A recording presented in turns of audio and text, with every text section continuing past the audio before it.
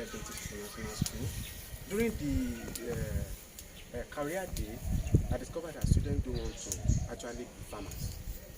And with the statistics that is carrying on in the States now, by 2050, we are going to have 9.8 billion in the world.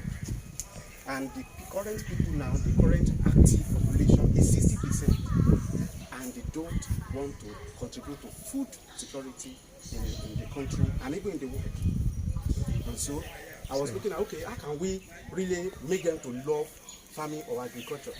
So from our Entrepreneurs Club, because I'm the coordinator of Young Entrepreneurs Club in the school, so we put this together to make them to love farming. And so this is what we call hydroponic farming. So hydroponic is from hydro. Ponics means work. That is, water is working. Okay. So this, number one, this is the growing trough. And inside it we have what we call substrate. It's not sand. It's rice husk and coconut fiber. So that is what, because we discovered that sand actually does not give nutrients. The root has to look for nutrients by itself. Yeah. Okay. What sand actually does, or soil actually does, is to anchor the plant and to bind the sand together and to make it, allow it to actually stand well. So we now say, okay, if we improvise and give it a strong footing and actually pass water through it, will it actually work? So that's what we did. Now, inside, under the substrate, in the trough, there is what we call, there is a tape. That tape is called RGI tape. That is responsive drip irrigation tape. Now, what that tape does is that it will respond to the plant by dripping water to irrigate the farm, to irrigate the root of the plant when needed. So by so doing, we have been able to conserve water. In this tank, we have 70 liters of water. So every week, three of these are exhausted. That is 210 liters of water every week. As against when you plant on the soil, you will have to just irrigate, and so many of them will soak away.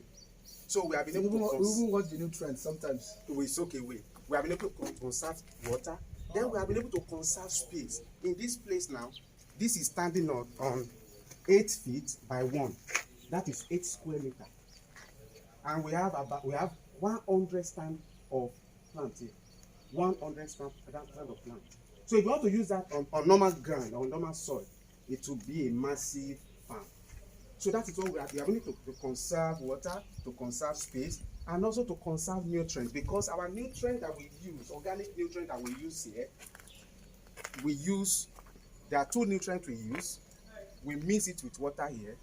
So the language we use for that is vertigation. That is, we fertilize and irrigate at the same time. So that is, we use one of them 30 grams every week.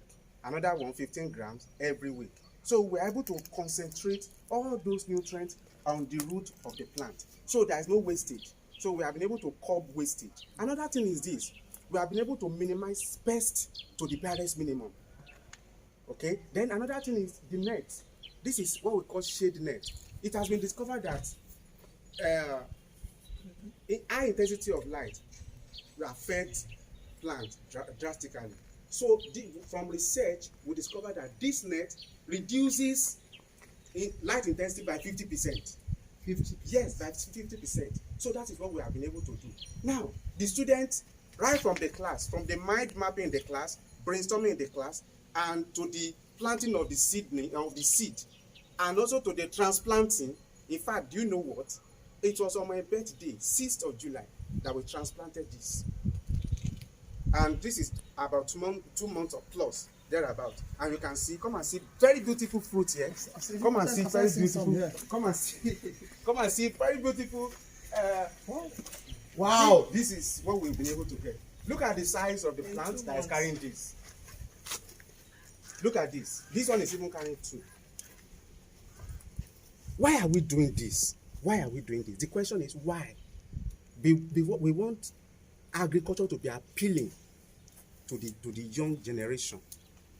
And what we have actually decided to do is to make them, to actually train them to have a robust plan, a training plan for them, where they will be able to write proposal and able to write pitch deck and defend it to investors, and they'll be able to get funds where such that they'll be able to set up their own farm. Already during this holiday, a student has been able to set up her own farm at home. Also, one of our students, because of our campaign and all that, it was featured on during the International Youth Day celebration, where we have United Nations Information Desk, and they were so wowed because what the topic he treated was building interest in farming, the new gold mine. This is just a GS2 student, and they have called us. They are coming to our school to come and see this. So we are expecting very great collaboration, and this is what we are doing to campaign to the youth to embrace farming, so that when that time that have been predicted come upon us, we have a lot of youth actually doing this. So thank you very much for coming. Thank you. This is a laudable project. Thank you, sir. I'm proud of your school. I'm proud of you. Thank you, sir. And we're also going to launch this as SSI Nigeria. We're also going to propagate this so that the whole world will also hear about this. Thank you so much. Well done. Good job. Thank you, sir. And I know one of the problems that needed to be solved in Nigeria is farming. And the world should go back to farming. And I'm glad that we have started that one way or the other in a mechanized form. Yes. Keep up doing the good job, and the Lord bless you. Amen. Congratulations.